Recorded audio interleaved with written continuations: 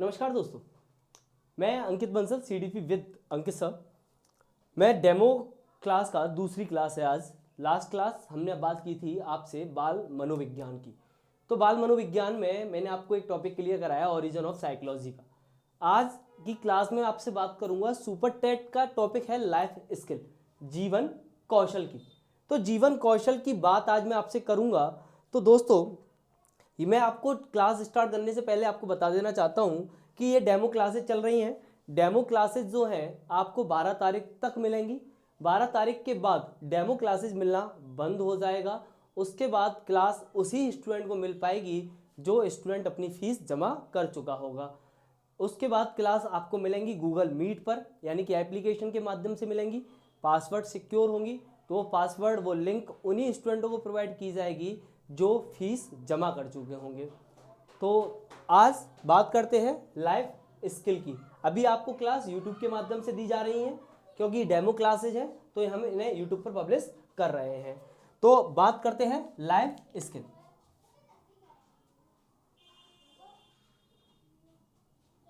और एक बात मैं आपको बता देना चाहता हूँ कि आपकी जो फीस है वो फीस पूरे बैच की है।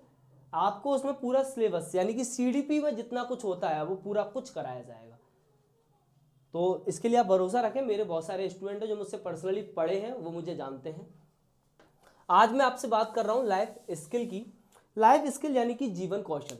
क्या है जीवन कौशल? तो जीवन कौशल क्या है हम उसको जान लेते हैं। तो जीवन कौशल, अगर मैं एक भाषा में बात करूं तो जीवन कौशल से आपको आता है संयोजन की योग्यता, वो समायोजन में मदद करने की क्षमता। ये जीवन कौशल क्या देता है आपको? ये जीवन कौशल क्या देता है? समायोजन में मदद करता है। समायोजन में मदद करने की क्षमता देता है।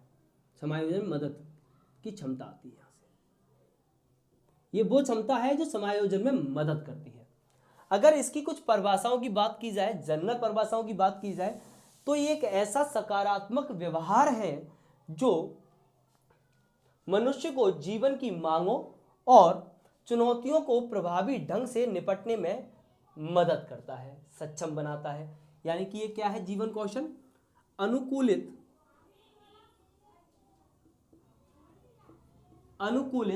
सकारात्मक व्यवहार की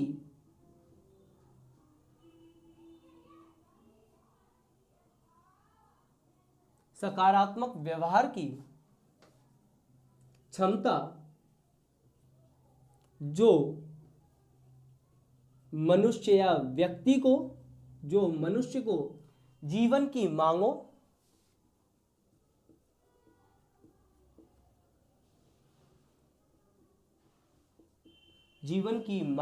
और चुनौतियों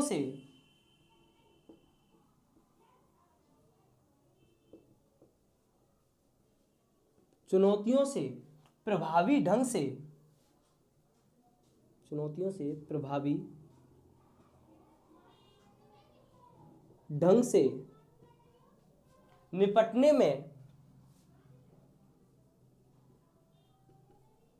निपटने में सक्षम बनाता है। तो जीवन कौशल क्या है? अनुकूलित सकारात्मक व्यवहार की वे क्षमताएं हैं। कौन सी क्षमताएं हैं? वे क्षमताएं हैं जो मनुष्य को मांग, चुनौतियों को प्रभावी ढंग से निपटने में सक्षम बनाती हैं। उम्मीद करता हूं ये बात आपकी समझ में आया होगा। लाइफ स्किल क्या है? समायोजन में मदद की क्षमता है। ठीक है, एक और परिभाषा देता हूं। वे व्यवहारिक योग्यताएं जो मनुष्य को आत्मज्ञान, प्रभावी संप्रेषण, संज्ञानात्मक सोच, यानी कि लिख रहा हूं, और वे व्यवहारिक योग्यताएं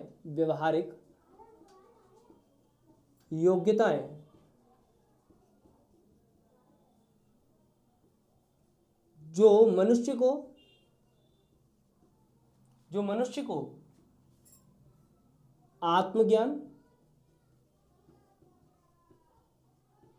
यानी कि खुद को जानना, प्रभावी संप्रेषण,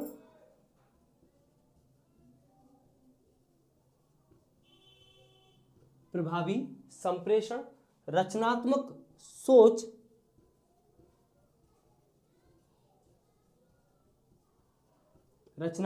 सोच, निर्णय लेने की क्षमता,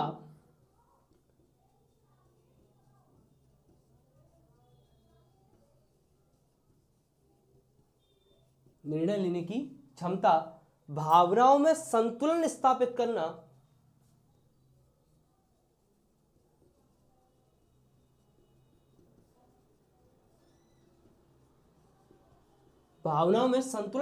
करना, आदि को परिपक्व करने में मदद करती है। मनुष्य को आदि को क्या करने में मदद करती है? को परिपक्व करने में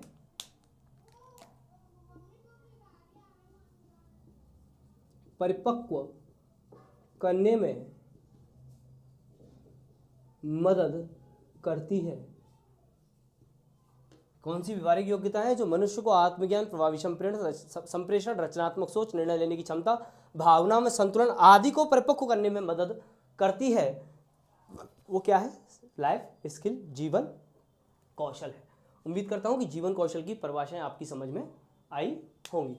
तो जीवन कौशल क्या है? अगर एक लाइन में बात करूं तो जीवन कौशल समायोजन, मदद करने की क्षमता, यानी कि जिन क्षमताओं के माध्यम से आप समायोजन कर पाते हैं वो क्या है? जीवन कौशल है। यानी कि अगर आपके पास स्किल्स हैं तो समायोजन है, अगर स्किल्स नहीं तो समायोजन नहीं। बात समझ में आ रही है? तो जीवन जीने के लिए आप तरह तरह के व्यवहार को देखेंगे, लोगों को देखेंगे। अगर उस समय के साथ, उन व्यवहारों के साथ आप समायोजन कर पा रहे हैं तो आपके पास क्या है? जीवन कौशल है। यानी कि एक व्यक्ति 19वीं सेंचुरी का है, 21 सेंचुरी का है, तो दोनों की विचारधाराओं में डिफरेंसेज आप देखने को मिलते हैं, तो घर में कलेश देखने को मिलते हैं, दिक्कतें देखने को मिलती हैं। तो वहाँ पर समायोजन कैसे होगा? वहाँ पर उस लाइफ स्किल्स काम करेंगी। यानी कि अगर 19वीं सेंचुरी वाले व्यक्ति के अंदर वो क्षमता है कि वो 21 सेंचुरी के साथ एडजस्ट हो जाए तो वो खुद को पिछड़ा हुआ नहीं मानेगा। यही तो कौशल है कि हर तरह के सर्कमस्टांसेज में खुद को ढाल लेना। बात समझ में? तो जीवन कौशल क्या है? अनुकूलित सकारात्मक व्यवहार की क्षमता, पॉजिटिव, जो मनुष्य को जीवन की मांग, यानी कि समय के सापेक्ष जो डिमांड है, मांग और चुनौतियों से प्रभावी ढंग से निपटने में सक्षम बनाती है। ऐसा ना हो यार हम तो ये किए ही नहीं, हम पे तो ये आता ही नहीं, तब हम पढ़े थे जब तो ये होता ही नहीं था। बात समझ में आ रही है? तो समझ में आया? तो ये क्या है? जीवन कौशल की परिभाषा है। अब आगे की बात करता हूं, पिलर्स ऑफ एजुकेशन, शिक्षा के स्तंभ की बात की गई, उनकी बात करता हूं। मोस्ट इंपोर्टेंट है, यहां से क्वेश्चन पूछा ही गया है।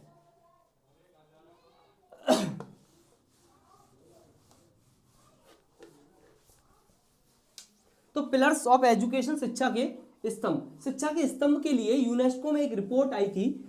उस रिपोर्ट में शिक्षा के 4 स्तंभ बताए गए।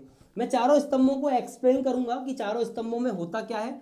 ठीक है, तो यूनेस्को की रिपोर्ट को देख लेते हैं। पहला अब हमारा हेडिंग क्या है? शिक्षा के स्तंभ, पिलर्स ऑफ एजुकेशन। शिक्षा के स्तंभ, शिक्षा के स्तंभ 4 बताए गए, अभी बात करूंगा। तो इसके लिए क्या हुआ? शिक्षा के स्तंभ के लिए एक रिपोर्ट आई।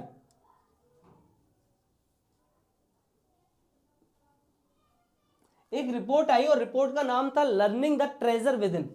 रिपोर्ट का नाम क्या था? Learning the treasure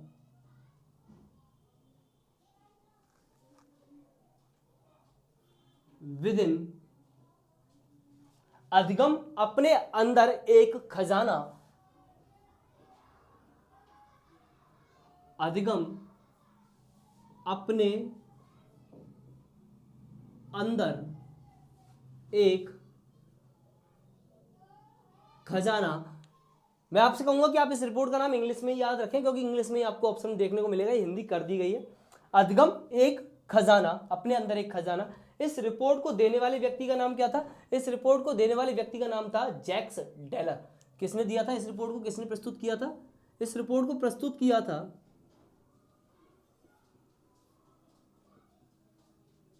Jacques Delors द्वारा। जैक्स डेलर द्वारा इस रिपोर्ट को प्रस्तुत किया गया था। इस रिपोर्ट को जैक्स डेलर द्वारा प्रस्तुत किया गया। कहां प्रस्तुत किया गया था? यूनेस्को में। कहां पर आई थी ये? यूनेस्को में। यूनेस्को का हेडक्वार्टर कहां पर है? यूनेस्को का हेडक्वार्टर है, इसका हेडक्वार्टर मैं आपको बता देता हूं, इसका हेडक्वार्टर है पेरिस में, Paris France.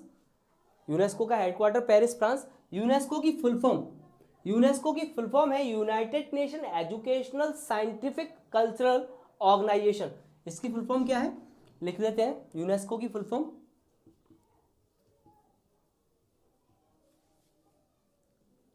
United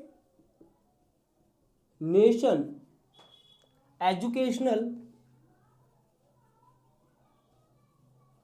educational scientific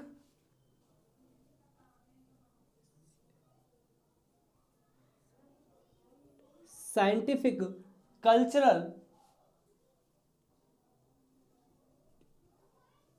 organisation. इसकी फुल फॉर्म क्या है, United Nation Educational Scientific Cultural Organization. Report किसके द्वारा आई, जैक्स डेलर द्वारा। क्या रिपोर्ट का नाम था, learning the Treasure Within.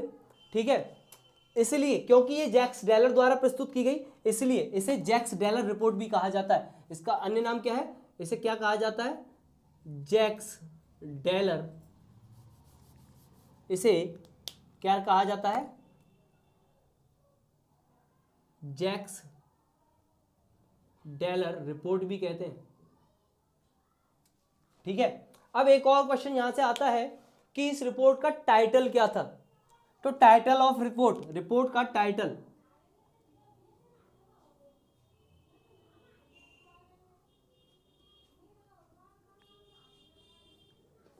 Report का टाइटल क्या था, रिपोर्ट का टाइटल था International Commission on Education for 21st Century. क्या था, इंटरनेशनल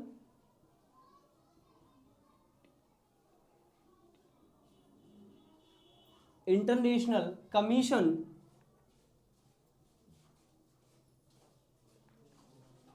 ऑन एजुकेशन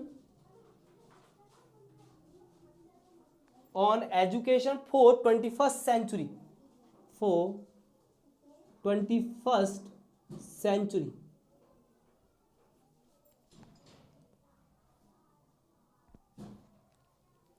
तो रिपोर्ट का टाइटल क्या देखा हमने, International Commission on Education for 21st Century. Report किस नाम से थी, Learning the Treasure Within, अधिगम एक खजाना। जैक्स डेलर रिपोर्ट भी कहते हैं क्योंकि इसे जैक्स डेलर द्वारा प्रस्तुत किया गया था।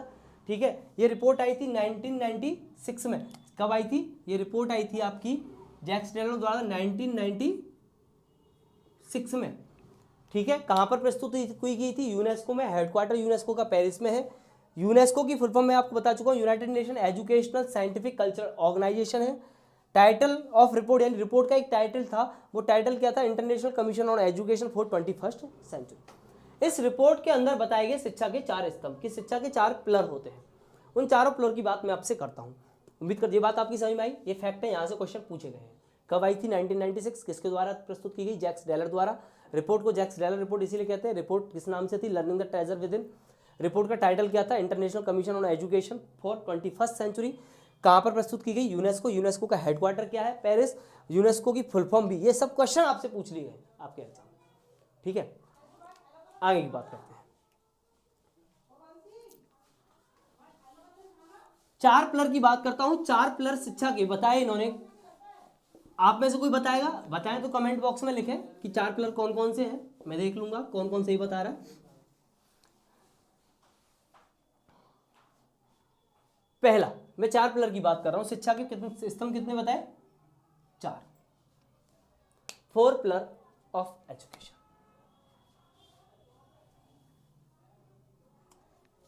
पहला है लर्निंग टू नो। पहला क्या है, लर्निंग टू नो, यानी कि जानने के लिए सीखना, जानने के लिए सीखना। दूसरा है लर्निंग टू डू, यानी कि करने के लिए सीखना। दूसरा क्या है, लर्निंग टू डू, यानी कि करने के लिए सीखना। तीसरा है learning to be, learning to be. Learning to be का मतलब यह है बनने के लिए सीखना, बनने के लिए सीखना। और अंतिम है लर्निंग टू लिव टुगेदर। अंतिम क्या है?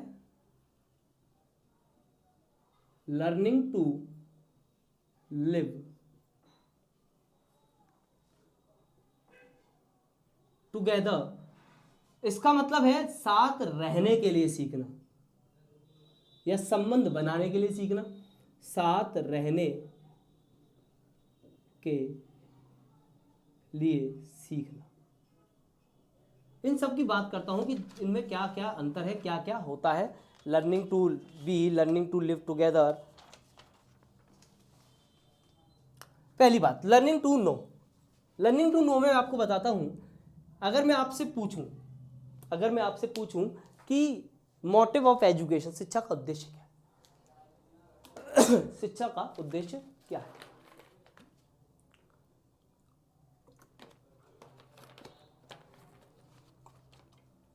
तो हम बहुत अच्छी तरह से जानते हैं कि शिक्षा का जो उद्देश्य है, शिक्षा का उद्देश्य जो है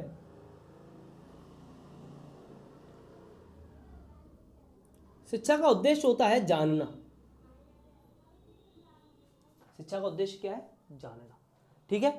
तो जब हम लर्निंग टू नो की बात करते हैं तो हम एक ऐसे समाज की बात करते हैं जो अधिगम युक्त हो। कैसे समाज की बात करते हैं? यानी कि लर्निंग टू नो में कैसे समाज की तैयारी है? अधिगम युक्त समाज की तैयारी है।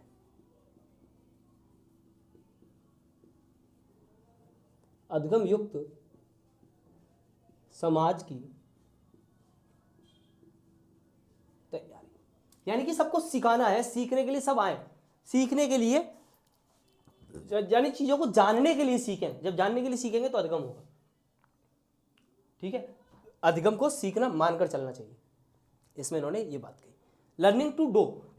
लर्निंग टू डू का मतलब यह है कि एक ऐसे व्यक्तित्व का निर्माण कर देना, यानी कि किसके लिए सीखना? सीखना जीवन की समस्याओं को हल करने के लिए। यानी कि व्यक्ति के अंदर, बालक के अंदर वो व्यवहार आ जाए, वो योग्यता आ जाए कि वो अपने जीवन की समस्याओं को हल कर पाए। तो यहां कैसे सीखना? जीवन समस्याओं को डील करने की क्षमता आएगी, जीवन समस्याओं को हल करने की क्षमता का विकास होगा।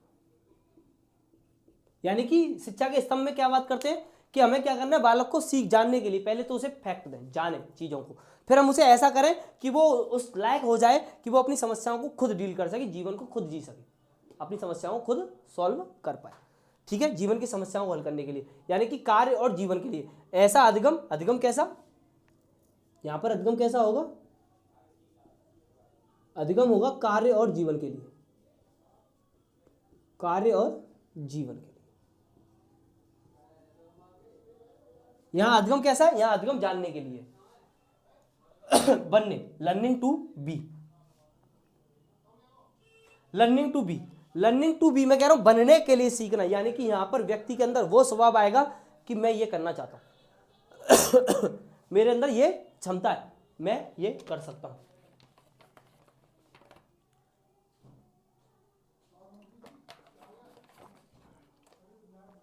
यानी कि यहां पर आएगा छिपे हुए टैलेंट को बाहर निकालने का मौका। यानी कि बालक ये कहेगा कि हम कुछ बनना चाहते हैं, मैं ये करना चाहता हूं। यहां पर क्या होगा? यहां पर ये होगा कि स्वतंत्र निर्णय आएंगे। स्वतंत्र निर्णय कैसे आएंगे? मैं टीचर बनना चाहता हूं, मुझे व्यापारी बनना है, मुझे सिंगर बनना है, मुझे क्रिकेटर बनना है। स्वतंत्र निर्णय कि मेरे अंदर ये क्षमता है, मैं ये करूंगा, मैं टीचर बनना चाहता हूं, मेरे अंदर ये क्षमता है। बात समझ में आई? आप लोग टीचिंग की तैयारी कर रहे हैं तो आपने ये निर्णय खुद से लिया होगा, यानी कि ये वो योग्यता है या निर्णय खुद के होंगे। अगर आपके खुद के निर्णय है तो आपके पास क्या होगी? रुचि होगी। रुचि होगी तो इंटरनल मोटिवेशन भी होगा, और जब रुचि और के साथ इंटरनल मोटिवेशन होगा तो आप क्या कर पाएंगे? आप सीख पाएंगे, आप अधिगम कर पाएंगे। आज थोड़ा सा एडजस्ट करें क्योंकि आज गाँव में मेला है। ठीक है। तो गाँव में मेला है तो भैया थोड़ा सा तो खेला होगा, तो खेला को छोड़ते हैं, फिलहाल पढ़ने पे ध्यान देते हैं। ठीक है। तो मेरे प्यारे बच्चों क्या बात समझ में आई कि यहाँ पर क्या था, लर्निंग टू नो, जानने के लिए सीखना कि आप क्या है, आपके यानी कि चीजें फैक्टों को जान रहे हैं आप, नॉलेज ले रहे हैं, कंटेंट डिलीवर हो रहा है, ठीक है। फिर उस कंटेंट को यूज करना कि उन चीजों को मैं अपनी लाइफ में कैसे यूज कर सकता हूँ, यानी कि ऐसे एग्जाम्पल, उन एग्जाम्पलों को से आप ये समझ पाए कि इस चीज की ये उपयोगिता मेरे जीवन में होगी। यानी कि लाइफ स्किल पढ़ रहे हैं। लाइफ स्किल की जरूरत क्यों, लाइफ स्किल की जरूरत इसलिए कि आपके पास जब वो स्किल्स होंगी, हर तरह के वातावरण ढलने की स्किल्स होगी, तो आपके पास क्या होगा, टीचर बनने के बाद आप उन चीज़ों को अच्छी तरीके से कर पाएंगे, हैंडल, क्योंकि आपको छोटे छोटे बच्चों को पढ़ाना है। बात समझ में आ रही। स्वतंत्र निर्णय की, अब आप चुनाव खुद करें कि भाई मुझे ये करना था, तो आपने टीचर बनने का चुनाव किया, बच्चे को स्वतंत्र निर्णय लेने दें कि वो क्या करना चाहता है। यानी कि यहाँ पर क्या होगा, स्वतंत्र निर्णय, अपने फैसले लेने के लिए तैयार। जब फैसले लेने के लिए तैयार होगा तो दायित्व और जिम्मेदारी का विकास होगा। दायित्व एवं जिम्मेदारी का विकास। बात सही भाई। अगला क्या होगा, जब स्वतंत्र निर्णय होंगे, दायित्व जिम्मेदारी का विकास होगा, तो छिपे हुए टैलेंट को बाहर निकालने का मौका मिलेगा। यहां से क्या मिलेगा,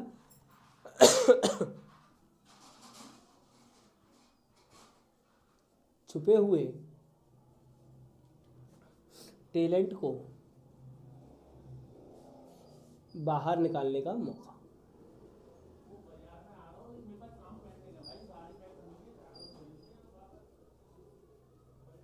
बात समझ में आई मेरे प्यारे बच्चों, ये बात समझ में आई आपको कि लर्निंग टू नो, जानने के लिए, यानी कि अधिगम के सीखना किसके लिए, जानने के लिए, अधिगम किसके लिए, कार्य और जीवन के हेतु। यहाँ अधिगम किसके लिए कि बालक को इसके लिए तैयार कर सके, वो स्वतंत्र निर्णय ले सके, उसके अंदर जिम्मेदारी और दायित्व की भावना का विकास हो सके, उसके टैलेंट को बाहर निकाला जा सके। और अब अंतिम बात करता हूँ, learning to live together. Learning to live together यानी कि समाज में लोगों के साथ रहने के लिए सीखना, यानी कि समाज को समझने की योग्यता। यहां से क्या आएगा, अंतिम, समाज में अन्य लोगों को समझना, यानी कि यहां क्या है,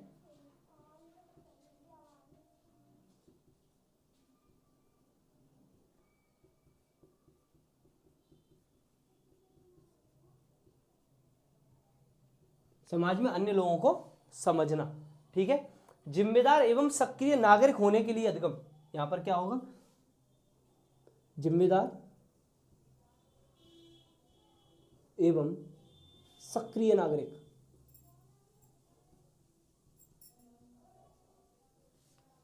जिम्मेदार एवं सक्रिय नागरिक, मानव के गौरव यानी कि आपकी डिग्निटी और डाइवर्सिटी की रेस्पेक्ट होगी। यहां पर क्या होगा, रेस्पेक्ट होगी किसकी, रेस्पेक्ट किसकी, डिग्निटी और डाइवर्सिटी की।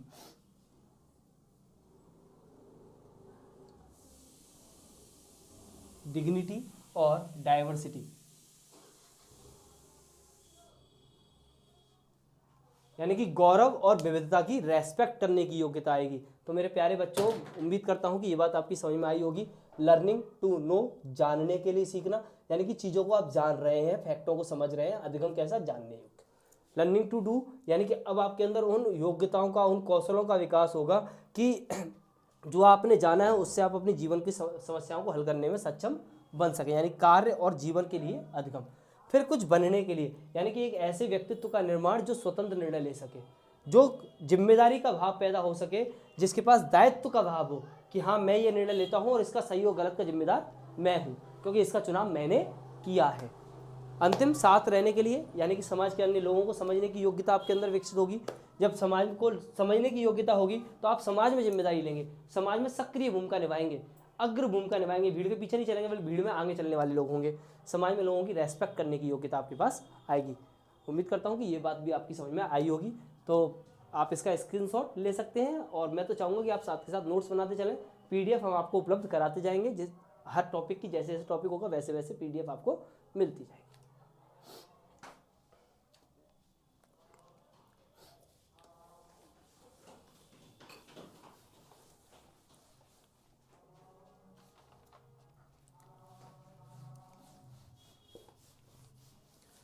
तो अब अगली बात करता हूं कि जैसे कि जीवन कौशल, लाइफ स्किल्स, यानी कि जीवन में कौशल की सबसे ज्यादा जरूरत किस अवस्थाओं में पड़ती हैं, यानी बालक के विकास की 4 अवस्थाएं हैं मुख्य रूप से, जिन्हें हम पढ़ते हैं शैशवावस्था, बाल्यावस्था, किशोरावस्था और प्रौढ़ावस्था। जनरल क्लासिफिकेशन तो यही है, जन्म से 5 या 6, 6 से 12, 12 से 18 और 18 से ऊपर। तो जीवन के कौशल की सर्वाधिक योग्यता, सर्वाधिक आवश्यकता पड़ती है किशोरावस्था में। ऐसा क्यों? क्योंकि किशोरावस्था में बालक के अंदर क्या होता है, किशोरावस्था में बालक के अंदर द्वंद्व पैदा होता है। किशोरावस्था एक वो अवस्था है जहाँ बालक सबसे ज़्यादा समस्या महसूस करता है। ठीक है, तो किशोरावस्था में सबसे ज़्यादा आवश्यकता होती है किसकी? जीवन कौशल की। अब बात करता हूँ, जो महत्वपूर्ण बात लास्ट रह गई है, WHO। अकॉर्डिंग टू WHO 10 प्रकार के जीवन कौशल आपको बताएंगे। WHO के हिसाब से कितने जीवन कौशल बताएंगे? WHO के अनुसार, World Health Organization, World Health Organization ने 10 प्रकार के जीवन कौशल की बात की। 10 प्रकार के जीवन कौशल।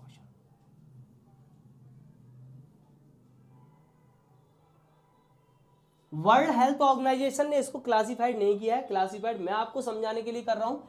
तो जनरल क्लासिफिकेशन है ये, बिल्कुल हमारे द्वारा किया गया क्लासिफिकेशन है। क्योंकि जीवन कौशल मुख्यतः 3 तरीके से होता है। प्रकार कौन कौन से वो मैं आपको बताऊंगा। सामाजिक कौशल, यानी कुछ कौशल ऐसे होते हैं जो समाज से पर निर्भर होते हैं। तो इसमें मैंने WHO के 5 कौशलों को रखा है। बाकी के 2 हैं चिंतन कौशल, बाकी के 3 कौन से हैं? चिंतन कौशल। चिंतन कौशल में कितने? 3। और अंतिम है संवेगात्मक कौशल। संवेगात्मक कौशल, और संवेगात्मक कौशल में आपके 2 कौशल। तो पहली बात करता हूं सामाजिक कौशल की। गांव में मेला है भैया, गाने सुने आराम से, थोड़ी थोड़ी आवाज आ रही है।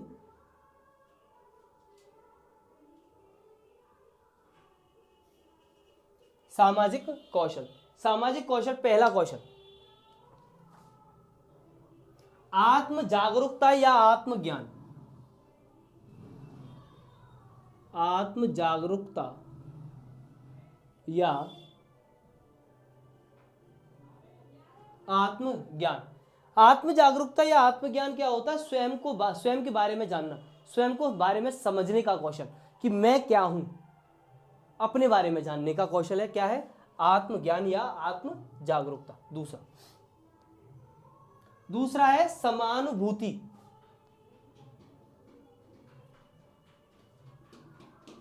समानुभूति या परानुभूति। परानुभूति तो 2 वर्ड होते हैं, एक सिंपैथी, एक एम्पैथी। तो ये एम्पैथी है, समानुभूति, यानी कि अपने आप को दूसरे की जगह रखकर सोचना, यह है समानुभूति। खुद को सामने वाले की जगह रखकर सोचना कि मैं उस कंडीशन में होऊंगा तो मुझे वो बात कैसी लगेगी, ये होती है समानुभूति। तीसरा प्रभावी संचार। प्रभावी संचार का मतलब यह है कि अपनी बात को शाब्दिक या अशाब्दिक तरीके से अच्छे शब्द और अच्छे संकेतों के माध्यम से बतलाना। बात को शाब्दिक या अशाब्दिक तरीके से, शब्दों या संकेतों से अच्छे तरीके से बतलाना, अच्छे शब्द यूज करना, अच्छे सटीक संकेतों का प्रयोग करना, ये क्या है? प्रभावी संचार। तो 3 हुए, 3 समझ में आए। मैं समझाता जा रहा हूँ ओरली, आपको नोट्स मिल जाएंगे, PDF में आपको लिखा हुआ चीजें मिल जाएंगी। अगला है अंतर्वैयक्तिक संबंध या पारस्परिक संबंध। अगला क्या है? अंतर्वैयक्तिक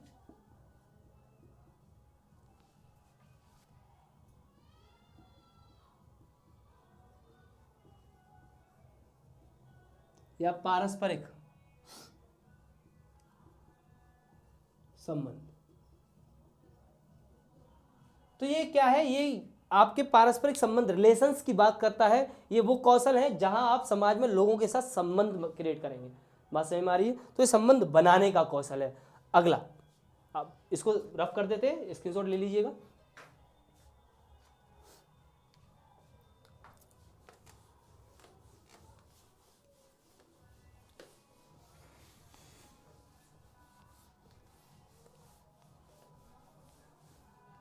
अगला है 5वां समझौता वार्ता।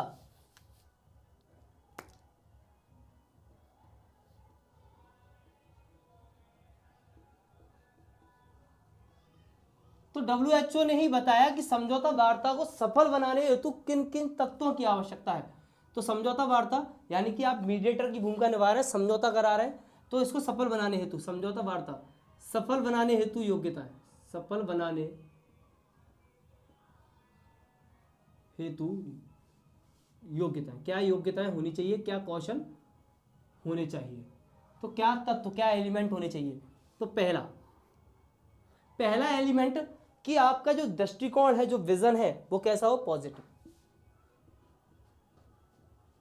यानी कि समझौता वार्ता में आप जब जाएं तो आप दोनों पक्षों को समान समझें, आप ये समझकर जाएं कि हाँ इस वार्ता का निर्णय निकलेगा ही निकलेगा। ऐसा ना नहीं यार ये पक्ष तो नेगेटिव है, इसने तो गलत ही गलत किया, इसने सही सही किया, या इसका तो यार निर्णय निकल ही नहीं सकता, क्या है खामा का टाइम पास कर रहे हो। ठीक है। दूसरा, आपको विश्वास पैदा करना होगा, यानी कि जो मत आप दे रहे हैं, जो बात आप कह रहे हैं, उसमें लोगों का विश्वास पैदा हो, तो विश्वास जगाएं। ठीक है। दूसरों के निर्णयों का सम्मान करें, इसमें क्या है, दूसरों के निर्णय का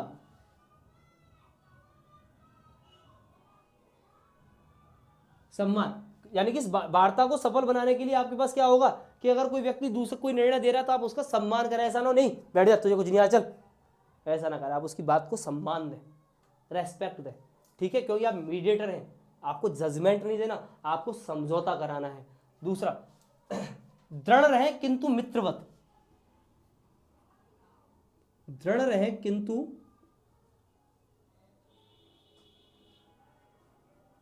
मित्रवत, यानी कि आपका व्यवहार मित्रवत होना चाहिए, किसी को बुरा ना लगे, लेकिन सही के साथ आप पूरी दृढ़ता के साथ खड़े रहें। अगला, समझौता वार्ता यानी समझौता के लिए व्यक्ति को प्रेरित करें, दबाव ना बनाएं, प्रेरित करें, दबाव नहीं। बात समझ में आ रही है। ठीक है। सामने वाले को ध्यानपूर्वक सुने,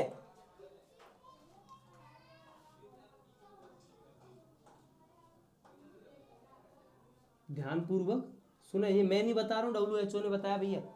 ठीक है। और अंतिम चीज, जो आपका लक्ष्य है, आपका जो लक्ष्य होना चाहिए, एम होना चाहिए, वो एम पारस्परिक सहमति का होना चाहिए, जीत का नहीं। ये नहीं कि मैं आया हूं तो ये समझौता होकर रहेगा, यानी कि ऐसा ना करें कि देखो यार मैं आया हूं, मेरी बात, मेरा सम्मान रख लो, अब मान जाओ, फिर 2 महीने बाद फिर देख लेना जो करना हो तुम्हें, ऐसा ना हो। अपनी जीत को लक्ष्य ना बनाए। लक्ष्य किसका हो, लक्ष्य यहां पर हो आपका पारस्परिक सहमति का,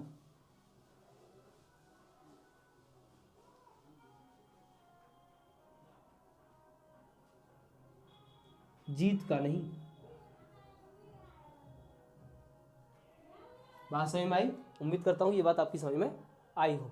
ठीक है। ये 5 प्रकार के सामाजिक कौशल हुए। अब जीवन कौशल की बात, चिंतन कौशल की बात।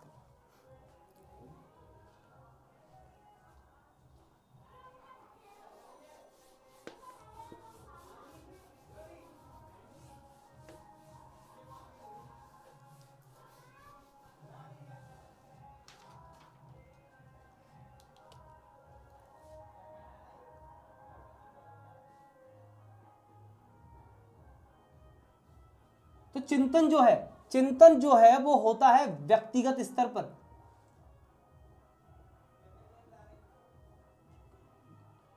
चिंतन कैसे स्तर पर होता है, व्यक्तिगत। तो ये किससे संबंधित है, संज्ञानात्मक पक्ष से संबंधित है, संज्ञानात्मक पक्ष से संबंधित। तो ये जो कौशल मैं 3 बताऊंगा वो किससे संबंधित होंगे, संज्ञानात्मक पक्ष से। तो पहला है आलोचनात्मक या सृजनात्मक कौशल, नंबर टोटल में क्या है, 6वां। यहां पर पहला आलोचनात्मक या सृजनात्मक कौशल। आलोचनात्मक या सृजनात्मक कौशल यानी कि इस कौशल में आपके अंदर वो योग्यता होनी चाहिए कि आप कुछ नया सृजन करें और आलोचना ऐसी करें जिसमें आपके पास क्या हो, कुछ सृजन हो। समालोचनात्मक परीक्षण की बात कर रहा है। इस सृजनात्मक कौशल या आलोचनात्मक कौशल में के इन्होंने 5 तत्व बताए, कौन कौन से। पहला है फ्लुएंसी,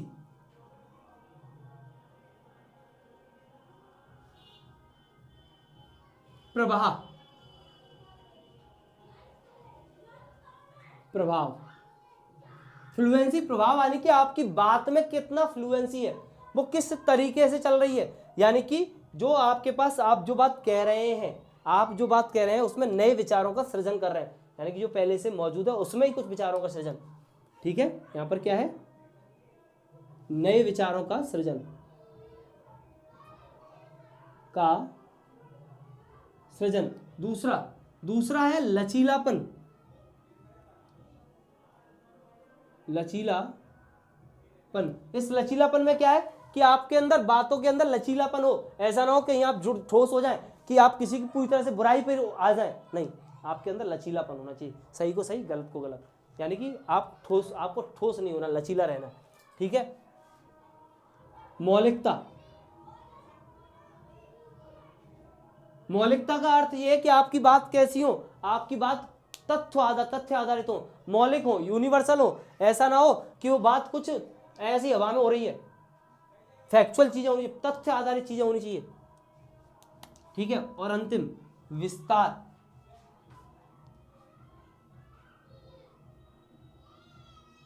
विस्तार किसका, विस्तार नए नए आइडियाज का, विस्तार किसका, आइडियाज का। बात समझ में आई? ठीक है, ये है सृजनात्मक, ये WHO ने 4 प्रकार बताए इसके। ठीक है, अगला है निर्णय लेना।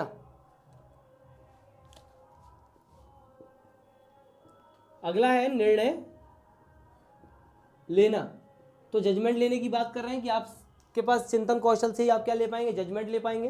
ठीक है, अगला 8वां समस्या समाधान,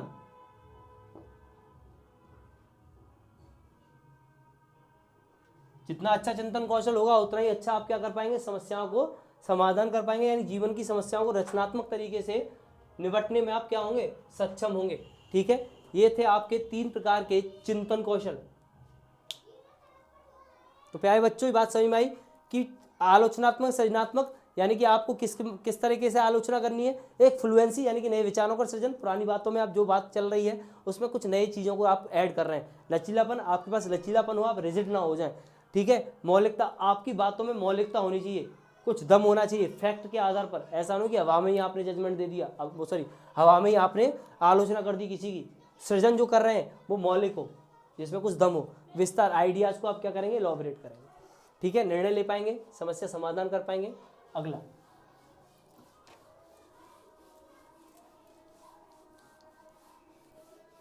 है संवेगात्मक।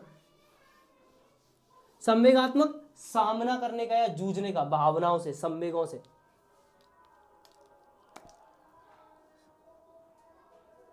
संवेगात्मक कौशल,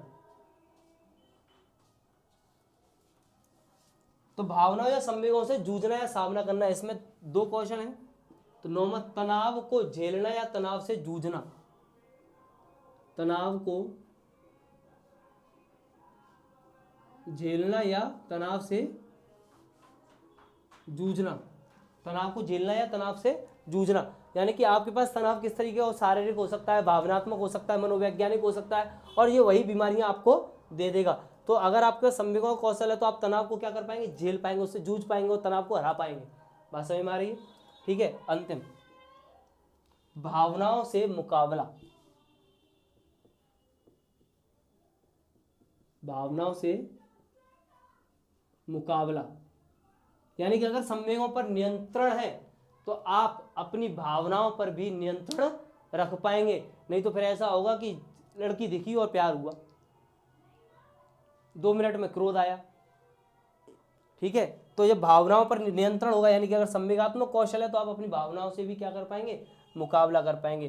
तो उम्मीद करता हूं कि ये टॉपिक आपकी समझ में आया होगा। ये था जीवन कौशल। जीवन कौशल क्या है ये मैंने आपको बताया, शिक्षा के स्तंभ क्या थे ये मैंने आपको बताए। शिक्षा के स्तंभ के बाद WHO के अकॉर्डिंग कितने प्रकार के जीवन कौशल बताए गए, उन जीवन कौशलों को बताया मैंने। 10 प्रकार के जीवन कौशल WHO ने बताए, वो क्या क्या होता है, उनके अंदर क्या क्या चीज़ें आती हैं वो मैंने आपको समझाया। और मैंने आपको इस क्लास में बताया कि जीवन कौशल की सर्वाधिक आवश्यकता किस अवस्था में पड़ती है।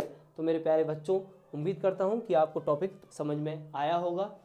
तो अब अगली क्लास में हम आपसे बात करेंगे सुपर टेट का एक और महत्वपूर्ण टॉपिक टीचिंग स्किल, शिक्षण कौशल। तो ये डेमो क्लासेस चल रही हैं, इसलिए मैं एक एक टॉपिक हर जगह से उठा रहा हूँ। यानी कि मैंने CDP से एक टॉपिक ले लिया, आज जीवन कौशल से ले लिया, कल शिक्षण कौशल से एक टॉपिक ले लेंगे, ठीक है। तो इस तरीके से मैं हर जगह से टॉपिक उठा रहा हूँ एक एक। तो जब डेमो पूरे हो जाएंगे तो उसके बाद सिस्टमेटिक तरीके से क्लासेज आगे कंटिन्यू होंगी। बात समझ में आ रही है? तो अब यानी कि जब डेमो क्लासेज ओवर हो जाएंगी तो CDP को कोर पार्ट को उठाया जाएगा और CDP से ही क्लासेज आगे कंटिन्यू की जाएंगी। ओरिजिन ऑफ साइकोलॉजी में करा चुका हूँ, उसके बाद ग्रोथ एंड डेवलपमेंट की बात की जाएगी, डेवलपमेंट पर इम्पैक्ट डालने वाले रीजन्स की बात की जाएगी, स्टेजेस ऑफ डेवलपमेंट की बात की जाएगी, प्रिंसिपल ऑफ डेवलपमेंट की बात की जाएगी, फिर लर्निंग की बात की जाएगी, लर्निंग थ्योरीज की बात की जाएगी। तो इस तरीके से चीज़ें एक के बाद स्टेप बाय स्टेप आगे चलती जाएंगी। तो उम्मीद करता हूँ कि डेमो क्लासेज आपको अच्छी लग रही होंगी। तो अगली क्लास के लिए आप वेट करें, यानी कल 11 बजे आपका टॉपिक होगा टीचिंग स्किल। Thank you.